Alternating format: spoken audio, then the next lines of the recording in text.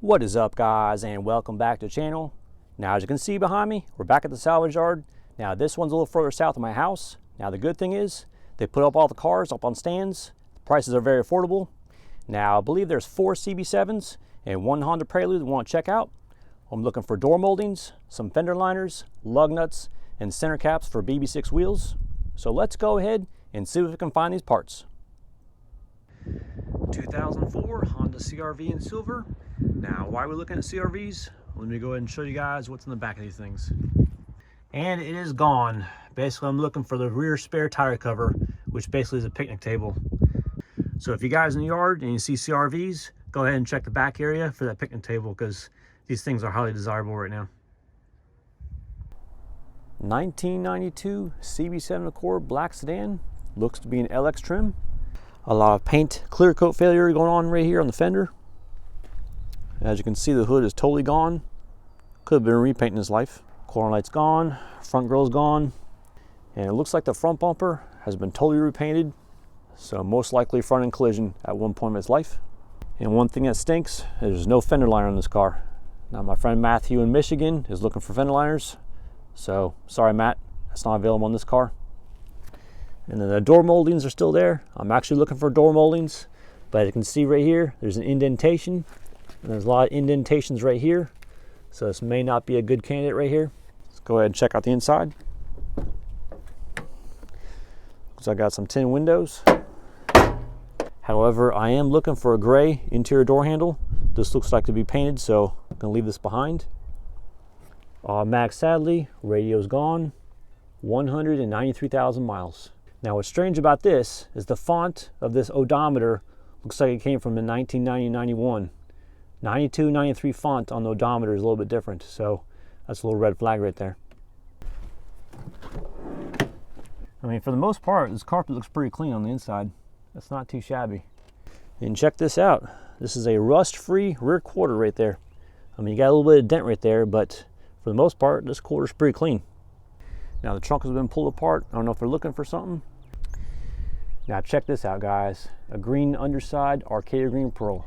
I don't know if this car was repainted in its past, but that trunk lid is definitely Arcadia Green Pearl.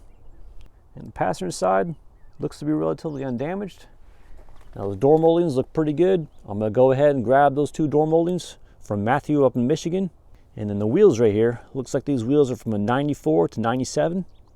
And again, the quarter panel looks immaculate on this car. I'm pretty shocked. I don't know, what's that say? Is that the Hunter? And this metal plate right here, that's the ECU TCU cover. I wonder if someone already snatched that. Nothing else here in the back seat. Now, the carpet doesn't look like it's been pulled back, so who knows if that plate there is an extra one or not. And nothing in the glove box. Key is still in ignition. And there's no other parts of value for me right here, but I'm gonna go ahead and get started on getting the moldings off this rear passenger door and that front driver's side door. So I gotta pull off the interior door panels on each side in order to access the clips on the inside of that door. All right, so let's go ahead and get to work.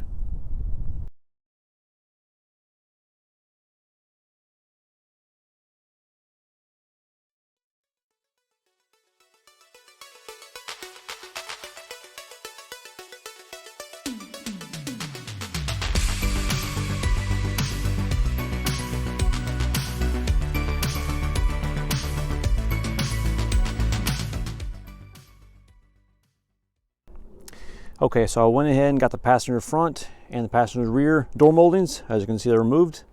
Let me show you how I did that. Now, first things first, on the driver's side, there's a 10mm bolt right here on the edge, inside the door jamb. Remove that. And then you basically have to go inside here, remove the door panel, and there's basically access to clips right there. So basically compress them with pliers or push up with a screwdriver. Same thing over here. There's another clip right there, or was a clip. And then there's a clip way back there. I don't know if you can see that daylight, but basically reaching back there was a little bit of a pain in the butt. Try and reach back there with an extended needle nose pliers or something. And on the rear doors, let me show you what's going on. Okay, so right there where the daylight's popping through, that's one clip right there. And there's another clip right there. And there's one more clip way back in there. So once you compress those clips or push up with them on a screwdriver, you essentially take some plastic pry tools and carefully just wedge way along the way, because there's adhesive that holds these strips into place. If you get too violent with these things, those things can bend back because there's metal inside those door moldings. Okay, the driver's side moldings on this Accord aren't in the best of shape, so I believe there's 2 more CB7s, maybe 3 in this yard. Let's go check those out, see how those door moldings are. Now, what are the chances of this? 2 exact Nissan Sentras in the green color, side by side. I believe this is a 96 and this is a 97. What a coincidence that is. 1978 Mercedes 450 SLC in silver. You just never know what you find in the yard. Now, I believe Bob Marley had one of these cars, and it was on the internet a few years ago. I don't know if someone restored it or not, but I know it's far gone. But this is just an example that's similar. Looks like most of the engine is intact. Front end is unwrecked. Someone has grabbed the side moldings already.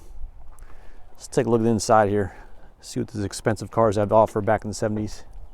Now, the majority of the leather has held up pretty well over the years, given how old this car is, but obviously you can still see some damage, but not too bad for about 40 years old.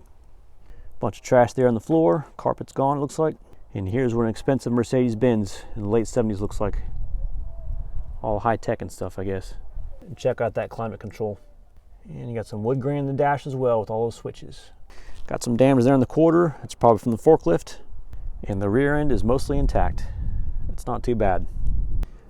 1991 Acura Legend in gold. That's a pretty sweet color. I think this is an OEM color as well. Sitting on some big chrome rims.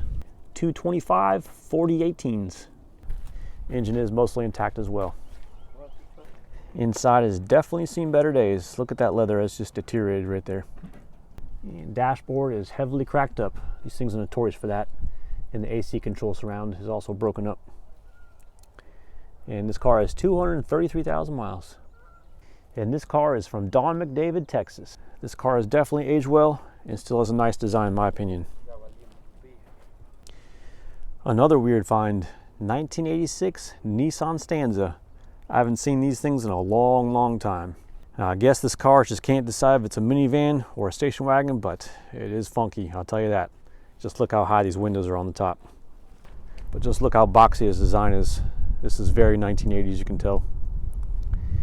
Very strange car, but you just don't know what you'll find in the yards. Now, I'm looking for a 93 and 96 Honda Prelude in tan. It's on their website, and it's listed as 25N. This is L and this is M, however N is now missing. So it would be in this slot right here. Now, according to the pictures, it's up on jack stands already. I believe someone pulled off the wheels and it looks like it's a VTEC model. But I want to check out the seats because those seats were tan and those things were a great addition for Project CB9, but someone may have bought the whole car and just decided to restore it, but it looked like it was a theft recovery because the engine and transmission was missing out of that thing when they took pictures. So we'll just keep looking for seats, but I guess that Prelude's gone and someone's restoring it, so good for them.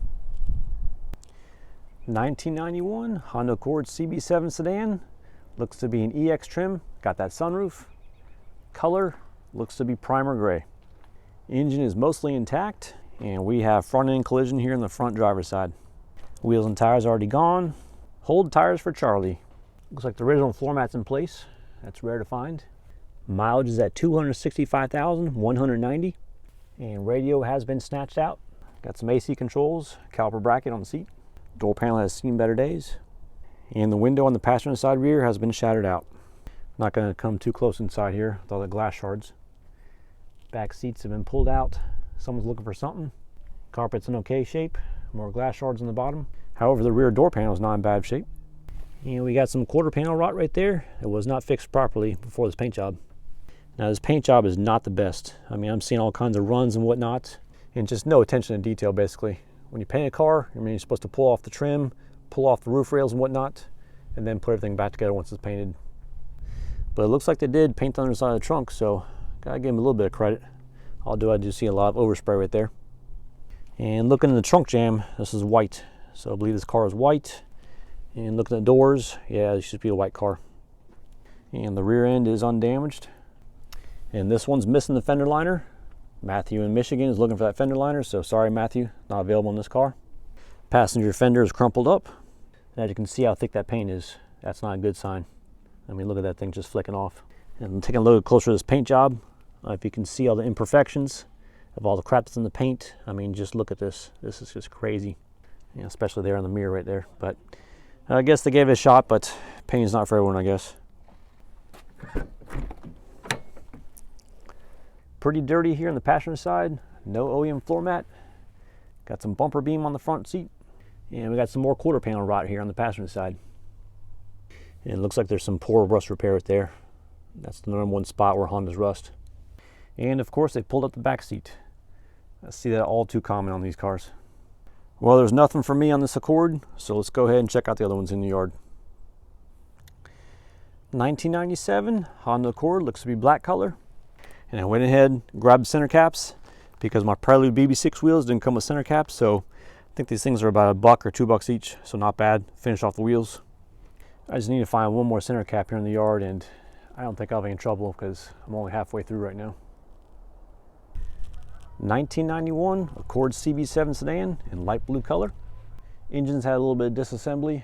Looks like the air tube and people grabbing the relays and fuses in the fuse box. And paint is all flicking off that front bumper. And it looks like the fender liner is in position. I might have to grab this thing. We'll see what the other one looks like. Now this does have the black mirrors, so I don't know if this is a DX trim or not. And it looks like I have an inoperable vehicle violation. Fraternal order police, 2011, 2012. Okay, yeah, this is DX. It's got the crank windows right there. Interior door handle's gone. Looks like this is a light blue interior. And surprisingly, it's got the OEM floor mat. It's not in the best of shape. Could clean up, but I don't have any use for that. And this car only has 80,000 miles. That's pretty shocking. This thing is inoperable. And radio has been snatched. Sadly, it's automatic. And there's 2 radios right here. One's a Boss. No interest in that. And another one's a Dual. No interest in that either. And we need a heat pack. And a rear window has been shattered. Use caution in the back seat. There's glass shards. Again, back seat's been pulled up. Carpet's not too bad of condition, as it should be. It's only got 80,000 miles. Now, I believe this car has been painted 1 point in its life, because DX trims have front and rear black plastic bumpers. As you can see, it's been painted, but obviously the paint's chipping off. It's a view from the passenger side, and there's no indication of rust here in the wheel arch on the passenger side. That's pretty good. Now, if you have a CB7 and you have these fender liners, just go ahead, do yourself a favor, and just basically pull these things out. These things are basically moisture traps, and once moisture starts getting trapped in there, these things will start rusting. So do yourself a favor and just take these off and throw them away. And we got the automatic seat belts from the 1990-91. All right, I believe there's one more CB7 here in the yard. Let's go ahead and check out that one. All right, guys, check this out. A bright purple Isuzu Rodeo. I mean, this thing is awesome, and I'm being serious. Purple rain, bug deflector right there. And just check out how the sun beats on this color. I mean, this is the perfect shade of purple in my opinion. I'm a big fan of purple, and this is just awesome. And they even painted the door jambs. So this is a proper paint job right here. Check that out. That's pretty nice right there. All right, let's check out the interior of this thing while we're at it. Automatic transmission, sadly. 131,000 miles. That's pretty low for this year. And we got a JVC head unit. And the interior is not in too bad of shape. I mean, this steering wheel can clean up right there. Door panel has seen better days. Chipping right there. And it looks like this thing had some big chrome rims. It just loaded them up with the back seats. I mean, I can't get over this color. I mean, this is just beautiful. Let me shut the doors here. There's another look at that purple Isuzu Rodeo. That is pretty cool. I love the color. Now, in my opinion, I believe these Isuzu Rodeos back in the 90s really put the trend on the SUVs. And it basically just shot the sales through the roof on those things. What do you guys think? You like this purple Isuzu Rodeo, or you think it's tacky? 1990 CB7 Accord, looks to be a light blue color. I believe this is a DX trim. Passenger side front end collision. Looks like the fender liners are still intact. I think I might go ahead and grab these fender liners since they have my overspray on. Let's take a look under the hood here. Yeah, the majority of the engine is still intact. How about that? Now the door moldings on the driver's side front and driver's side rear look like they're in fantastic shape. So Matthew, Michigan, I'm gonna go ahead and grab these things. Black door handles, definitely DX trim. There's your window crank that's missing. Door panels have definitely seen better days. Sadly, it's an automatic transmission. And we got a pack of gum right there. 260,000 miles. Got the front bumper right there in the front seats. That door panel could actually clean up. They pulled the back seats again up in the corners. A little corner dent there in the back bumper. And this is from Williams Honda. Looks like could have some body damage repair right there. See the paint's flaking up. And typical rust Honda rot right there where it meets the bumper. Okay, now this fender liner is no good. See how it's broken right there? I guess with the accident damage it was attached to the bumper, so this driver's side fender liner is no good. But I'm going to definitely go ahead and grab these door moldings right there. Okay, went ahead and grabbed the front driver's side and rear driver's side door moldings. Basically I had to remove the inside door panel, and there's clips on the inside here. Basically what you need to do is compress those with some pliers while you're carefully prying these moldings out, because there's a piece of metal inside that molding, and you put too much pressure on that, those moldings will bend and you'll never get back to shape. And you can see there's adhesive on top and bottom. You just gotta work this thing carefully and those things will come off. And similar situation on the back door, basically 3 clips in place. This one doesn't have the 10mm nut. And I thought I was gonna grab this fender liner. Looks like it's in great shape over here, but as you get to the front, look at all this wear. I mean, basically a tire just wore a hole in this thing. And same thing right here, this corner, big hole. So this fender liner is no good, so I'm gonna go ahead and check out the other CB7, see if that one's in better shape.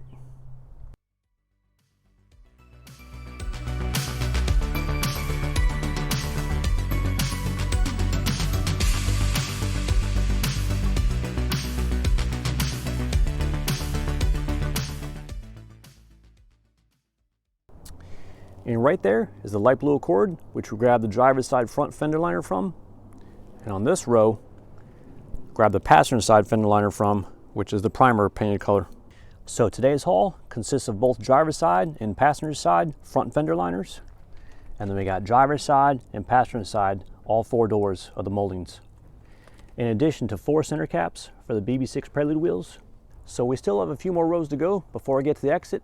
And today I started the yard in the very back, and I was working my way forward, so let's go ahead, see if there's any more interesting cars here. Now, I don't know how many of you guys remember these vans, but this is a sweet minivan. Yes, I said it. This is a Toyota Previa, and I believe this is a mid-engine van. Let me go ahead and see if we can see the engine. But I mean, just look at this shape. It's got a nice curve to it. I mean, I don't know. I thought it was a pretty cool van when they were out. There's a guy in my neighborhood that has one that's white, and he takes pretty good care of it. Okay, a little bit of the dashboard right there. I mean, that still looks pretty modern, as old as this van is. Now, I'm not quite sure how to access the engine. I don't know if it's in the back here or if it's in the center. I have no idea. 92 Previa, 213,000 miles. Well, I guess there's this big hump right here in the driver's side area. I guess that might be where their engine's at. I have no idea. I don't want to spend too much time pulling this thing apart. Yeah, I guess the sticker was wrong. This is 277,580 miles. And these are pretty cool vans, and hopefully some folks are keeping them on the road. In front and center, we have some stars of the show, Jaguar XJ6 and a BMW Z3. Let's go ahead and check these things out. And it looks like someone has already yanked the headlights out, in addition to the fog lights. Hood trim is gone, seats are gone, and I can't tell you the mileage. Cluster is gone, steering wheel is gone, door panel is gone. And this is a sweet blue color. I can't remember the name of this color, but I believe this comes on 335i as well.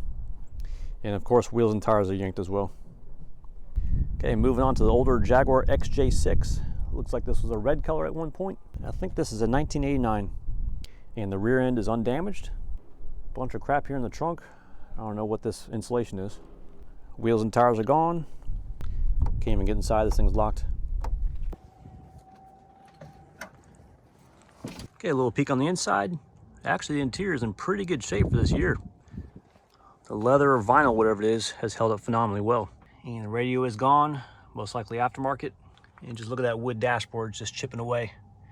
These things are not too friendly for humidity and whatnot. Let's see if we can see the mileage on this.